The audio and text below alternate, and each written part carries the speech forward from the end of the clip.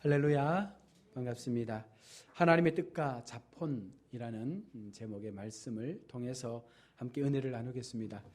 문정희 시인의 남편이라는 시가 있습니다. 제가 한번 낭독해 드리겠습니다.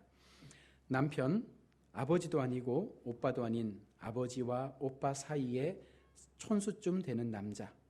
내가 잠 못 이루는 연애가 생기면 제일 먼저 논의하고 물어보고 싶다가도 아차 다 되어도 이것만은 안 되지 하고 돌아 누워버리는 세상에서 제일 가깝고도 먼 남자.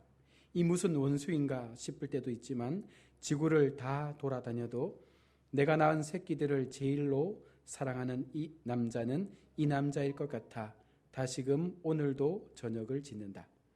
그러고 보니 밥을 나와 함께 가장 많이 먹은 남자, 전쟁을 가장 많이 가르쳐준 남자. 이런 시가 있습니다. 남편과 아내가 하나님의 은혜 안에 언약을 맺고 또 부부라는 관계가 된 것 자체가 하나님 앞에 축복된 삶이죠. 그와 같은 하나님의 부부됨을 오늘 말라기서는 우리 가운데 말씀을 해줍니다. 하인즈 쉐노프 교수의 말입니다. 그리스도인의 가정이여 세상의 위협 앞에 백기를 들고 포기하지 말라. 가정은 창조의 완결판이다 라고 말합니다. 가정을 이야기해서 창조의 완결판이다. 가정만큼 가장 확실하고 가장 하나님 앞에 보장된 공간이 없다라는 것을 말씀하는 것이죠. 하나님이 이 땅에서 가정을 통해 하나님의 뜻을 분명 나타내 주십니다. 그리스도인이라면 하나님이 원하시는 결혼과 그에 합당한 삶을 통해서 하나님의 비전을 이룰 수 있어야 합니다. 말라기는 또 하나의 목적을 우리 가운데 던져주고 있는데 바로 우리의 결혼 생활을 돌아보고 그 결혼 생활을 통해서 우리가 하나님과의 언약 관계 속에 우리가 예수 그리스도의 신부의 삶을 통해서 우리가 어떤 결혼 관계를 유지해 가고 있는가를 살펴보라는 것입니다. 인생에서만큼 결혼은 참으로 중요한 우리의 결정입니다. 결혼의 중심 원리가 무엇입니까? 바로 순결, 언약, 신뢰라는 진정 두 사람이 하나 되어지는 그 언약 속에 출발합니다. 그래서 성경은 한 아버지, 한 하나님에 대한 분명한 그 약속을 붙잡는 그리스도인이 바른 하나님과의 결혼 관계 속에서 믿음을 지키는 자라고 말씀을 하고 있는 것입니다. 말라기 시대에 왜 잘못된 결혼이 이렇게 많이 나타나게 되었을까요? 한 분이신 하나님에 대한 바른 이해가 그들 속에 없었기 때문에 그들은 함부로 아내를 버리고 함부로 결혼을 파탄시키는 그런 결과를 가져왔습니다. 남편과 아내라는 약속에 대한 신뢰가 그들 속에 무너졌기 때문에 결혼을 하찮은 것으로 여긴 것입니다. 오늘날 우리도 잘못된 결혼을 선택할 수 있죠. 우리도 하나님에 대한 분명한 인식을 갖지 못하면 함부로 아내나 남편을 선택하게 되고 잘못된 결혼 생활 속에서 때로는 이혼까지 하는 경우도 우리는 경험하게 됩니다. 우리에게도 하나님이 인정하지 못한 결혼이 분명 있을 수 있다는 것입니다. 오늘 본문에 나타난 이 결혼의 원리를 통해서 바른 신앙생활, 바른 결혼 관계를 통해서 하나님께서 우리 가운데 말씀하는 것이 무엇인지를 함께 깨달아 갈 수 있기를 원합니다. 먼저 결혼은 삶의 가장 중요한 결정 중에 하나라고 말씀하고 있습니다. 러시아 속담에 전쟁에 나가는 사람은 한 번 기도하고 바다에 나가는 사람은 2번 기도하고 결혼을 준비하고 있는 사람은 3번 기도해야 된다라고 이렇게 말씀합니다. 왜 그런 속담이 생겨났을까요? 전쟁에 나가는 것은 확실히 생명을 잃을 확률이 높기 때문에 반드시 한 번은 기도해야 한다는 것입니다. 그러나 바다에 나가는 일 어떻습니까? 폭풍을 만나면 그것으로 끝입니다. 전쟁에서는 종종 적군과 싸워 피했다 하더라도 부상을 입고 돌아올 수 있는 확률이 높지만 바다에서는 그런 확률이 훨씬 더 낮기 때문에 2번 기도해야 된다라고 말합니다. 그래서 바다에 나가려면 2번은 기도해야 하는 것이죠. 그런데 결혼은 왜 3번이나 기도해야 된다고 말합니까? 결혼은 뭔가 훨씬 더 위험한 일이라는 생각을 그들 속에 가지고 있다는 것이죠. 전쟁에 나가는 것, 바다에 나가는 것, 결혼하는 것, 이 3가지는요 공통점이 있습니다. 그것은 아직 알 수 없는 미지로의 출발이다라고 말씀하고 있는 것이죠. 그런데 이 3가지 중에서 무엇이 가장 모험적인 여정일까요? 바로 결혼입니다. 바다로 출항하는 것도 끝이 있고 전쟁도 끝이 있지만 결혼은 죽을 때까지 끝이 없기 때문에 이 여정은요, 마지막 생명을 끝낼 때까지 알 수 없는 여정이라고 말씀하는 것이죠. 결혼은 총알은 없지만 더 힘든 전쟁터입니다. 결혼은 바다보다 더 자주 거센 폭풍이 일어나고 전쟁터보다 더 많은 싸움이 우리 속에 일어납니다. 때로는 적군과 한 이불 아래서 자야 하는 치열한 삶의 현장이기도 하다는 것이죠. 하나님은 당시 시대적 상황을 통해서 그들의 죄를 우리 가운데 말씀해주고 있는 것입니다. 당시 이스라엘 사회에 만연했던 그들의 죄가 무엇입니까? 오늘 성경은요, 그들의 죄를 두 가지로 말씀합니다. 하나는 이방 나라의 여인들을 취한 것이고, 또 하나는 자신의 나라에서 취한 그 여인을 그냥 학대하고 버렸다는 것입니다. 이것들은 둘 다 그들이 거룩한 언약을 어긴 것입니다. 그들은 그 언약으로 명백하게 금지한 이방 여인과의 그 잘못된 신앙의 삶을 하나님 앞에 범죄함으로 나타내 보인 것입니다. 하나님의 이스라엘 공동체의 조건이 여러분 무엇입니까? 바로 이방인과 섞이지 않을 것이라는 그 조건 속에서 그들에게 선을 행할 것을 약속을 했습니다. 이방인과 섞이지 않는 한 내가 너희와 함께 할 것이라는 약속을 하나님 그들 가운데 행하여 주신 것입니다. 그런데 그들이 이방인과 섞여지고 잘못된 믿음의 행위를 통해서 하나님께서 말씀하시는 그 언약이 파기되어짐으로 그들은 죄 가운데 놓이게 되었다라고 말씀하고 있습니다. 여러분, 이스라엘 공동체는 하나님 앞에 구별되어 바쳐진 하나님의 사람들입니다. 이스라엘은 여호와께 성물이라고 예레미야 2장 3절은 말씀합니다. 성물은 무엇입니까? 거룩하게 드려진 하나님의 것이라는 것이죠. 그들은 이방 여자들과 결혼함으로써 그 거룩함을 더럽혔고 그 영예를 티끌 속에 던져버렸습니다.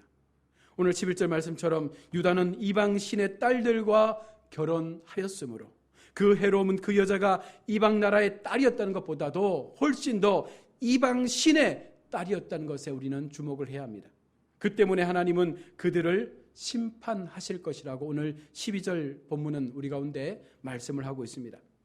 이 일을 행하는 사람에게 속한 자는 여호와께서 그들을 끊어버리시겠다.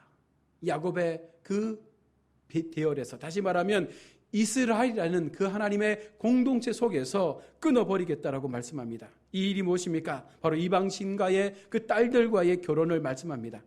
하나님은 더 이상 그들을 그의 나라에 속한 자들이라고 인정하지 않겠다라고 말씀하고 있습니다. 그리고 여호와께 제물을 드리는 제사장들이라도 만일 그가 이방 여인과 결혼한다면 하나님의 벌을 면하지 못할 것이다라고 말씀하고 있는 것이죠. 그만큼 하나님은 하나님의 그 성결에 대한 부분들을 강조하고 있는데 이스라엘 백성들이 그와 같은 하나님의 약속 앞에 철저하게 자신들의 삶을 막무가내로 살아버렸다는 것입니다.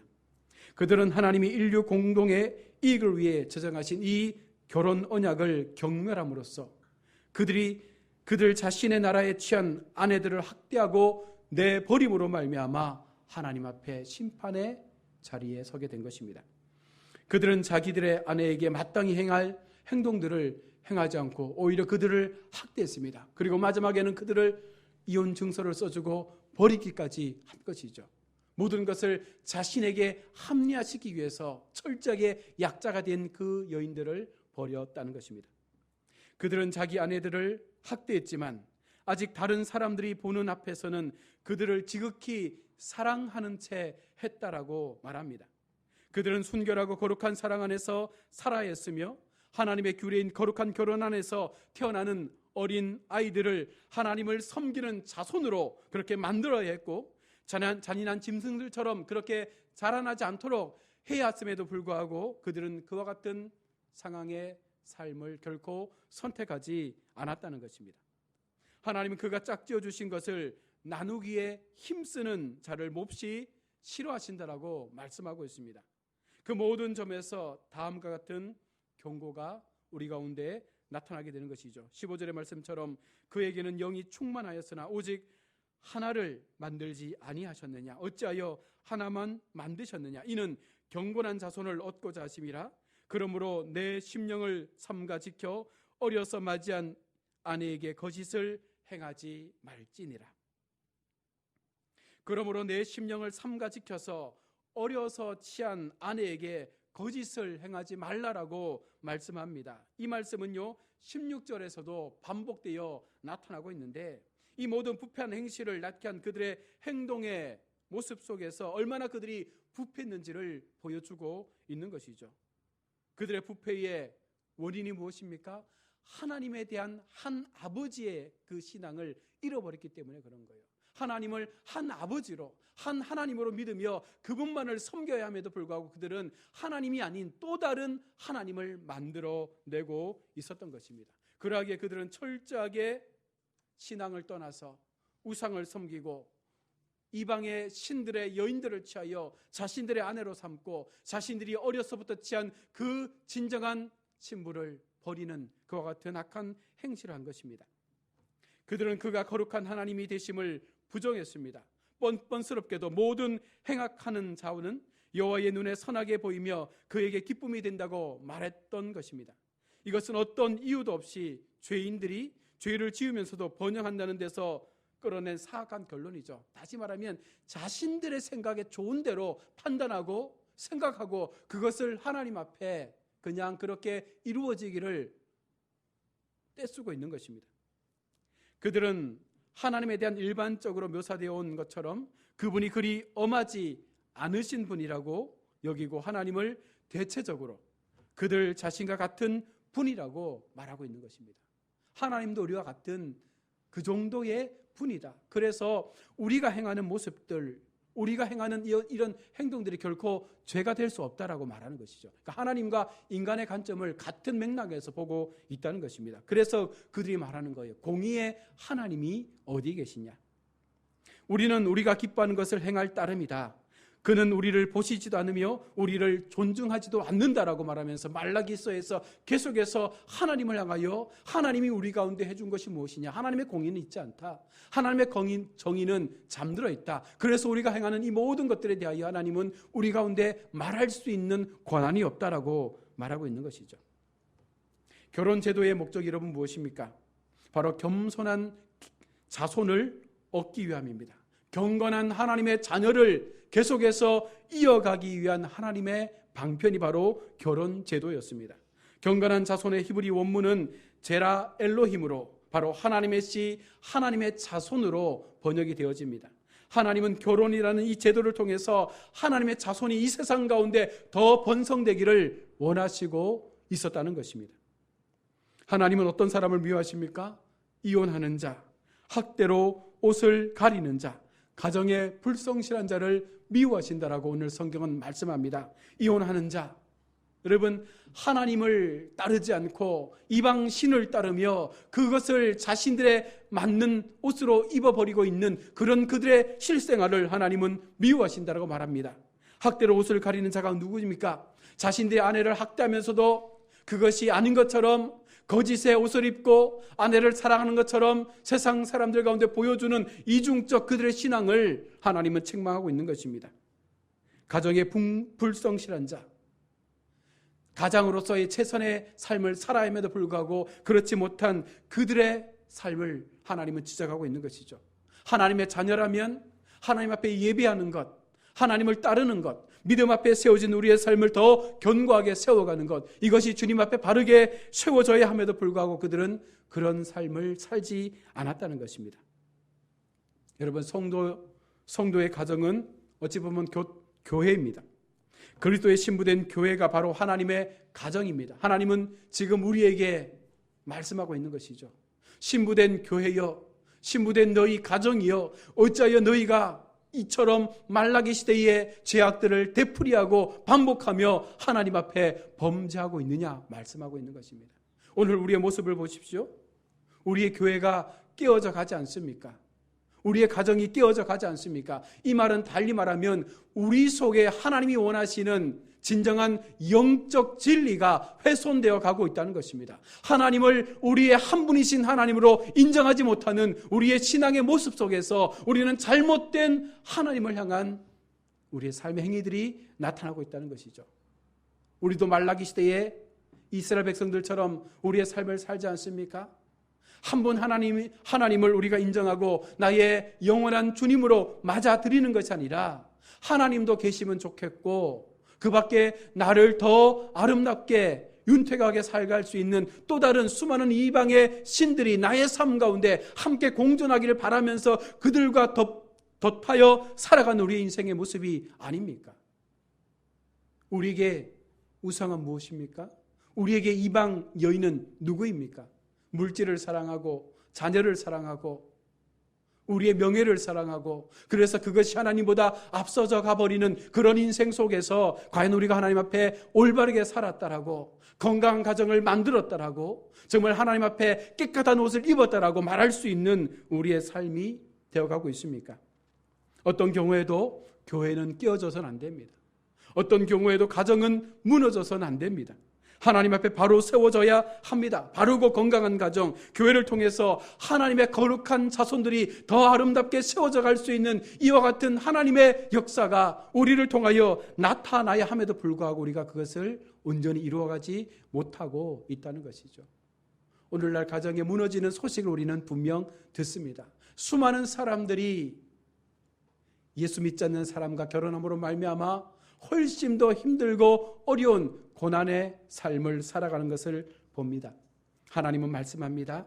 너희가 나의 거룩한 신부의 삶을 살기를 원하느냐? 너희 인생 가운데 내가 너희에게 참 하나님 한 분으로 그렇게 남기를 원하느냐? 우리 마음을 거룩하게, 우리 마음을 정결하게, 우리에게 주어진 이 믿음의 가정을 더 굳건하게 세워갈 수 있는 바른 신앙의 삶을 살아가야 함을 말씀하고 있는 것이죠. 이 일을 행하는 사람에게 속한 자는 깨는 자나 응답하는 자는 물론이요 만군의 여호와께서 제사를 드리는 자도 여호와께서 야곱의 장막 가운데 끊어 버리시리라. 이 일이 무엇입니까? 바로 이방 여인과 결혼한 일이죠. 우리 마음 가운데 하나님보다 더 세상의 것을 사랑하고 그것을 마음에 담아서 그것을 나의 아내처럼 버타며 살았던 우리의 인생을 지금 성경은 말씀하고 있는 것입니다. 이와 같은 사람에게 속한 자는요 깨는 자나 응답하는 자는 물론 하나님께서 그 야곱의 장막, 다시 말하면 그 이스라엘의 장막 가운데서, 다시 말하면 하나님의 그 성도의 부름 가운데서 제하여 버리겠다라고 말씀하고 있습니다. 얼마나 그들이 완악하면 너희가 이런 일을 행하나니, 다시 말하면 너희가 음란하게 행하며 이방 여인을 너희의 아내로 삼는 일을 행하면서 곧 눈물과 울음과 탄식으로 여호와께 제단을 가리게 하는도다. 그 본처들이, 그 어릴 적부터 아내 삼았던 그 여인들이 남편의 그와 같은 잘못된 행위 앞에 마음 아파서 여호와의 제단 앞에서 눈물로 기도하는 거예요. 그런 너희의 아내의 눈물의 기도를 너희가 보지 못하느냐? 그런데 14절 말씀을 보십시오. 그들이 뭐라고 말합니까? 이르기를 어찌 됨이니까 하는도다. 그들은요 자신들의 잘못을 깨닫지 못하는 것입니다. 그들이 행하고 있는 그 이방 여인과의 결혼 속에서, 잘못된 이방신과의 그 교제 속에서 하나님께 철저하게 죄지었던 그들의 삶을 그들은 깨닫지 못하고 그 마음이 더 하나님 앞에 범죄의 모습으로 나아가게 되는 것이죠. 16절 말씀입니다.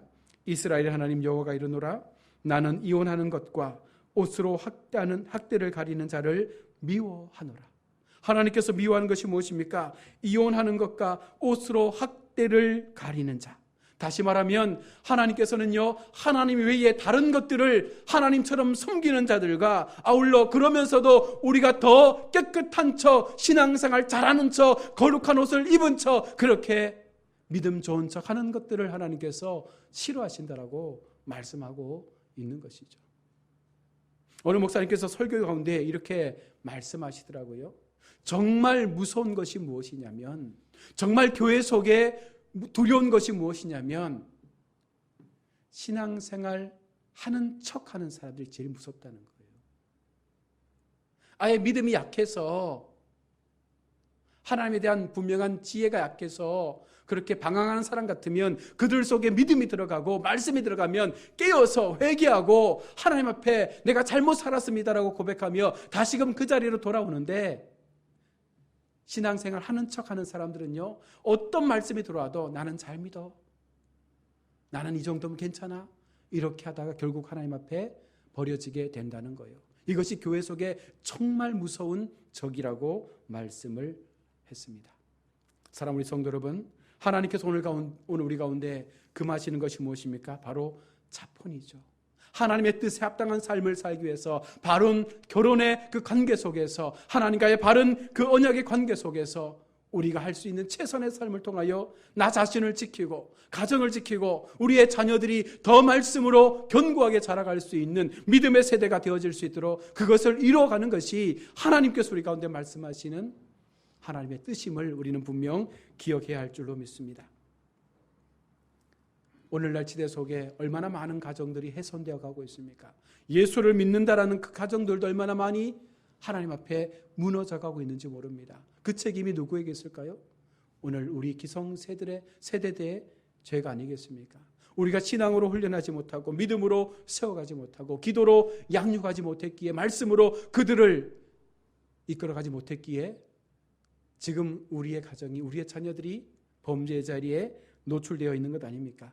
이 시간 다시 한번 오늘 말라기의 말씀을 통해서 하나님이 주시는 이 거짓의 행위, 우리 속에 어쩌면 이와 같은 거짓의 행위가 하나님 앞에 간음의 죄로 오늘 우리 가운데 나타나고 있는 것이 아닌지를 점검해 보시고, 다시금 내가 얼마나 신앙 앞에 바로 세워 있는지, 내가 그냥 예수 믿는 척, 교회 다니는 척, 믿음 있는 척하는 그런 삶으로 이중적 옷을 입으며 하나님을 기만하고 있는 것은 아닌지 다시 한번 점검해 보시고, 하나님이 원하시는 삶으로, 경건한 믿음의 삶으로 우리 자신의 모습들을 세워갈 수 있는 저와 여러분 모두가 될 수 있기를 주님의 이름으로